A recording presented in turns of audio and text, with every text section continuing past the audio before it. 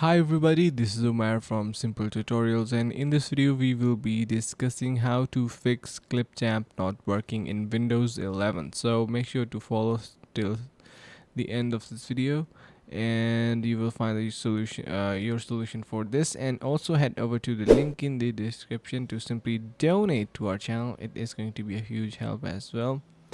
And yeah, so the first thing is open Windows, and you are going to be clicking on heading over to your settings and then two additional troubleshooters in the basically the troubleshooters settings.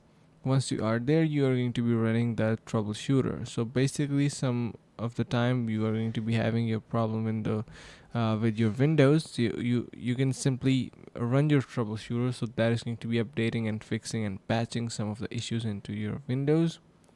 And yeah, so that might fix the issue. And or you can just run a SFC scan. So press Windows plus R, enter CMD, and then click OK. So to open a command prompt, basically this is going to be the method. Then type the command SFC / scan now and hit enter to continue, and then finally wait until it simply completes the scan, and it will be fixing your issue. Then finally you can repair and reset your Clipchamp itself. So make sure to head over to your settings and then to app, and yeah, so then in the app you can simply reset it.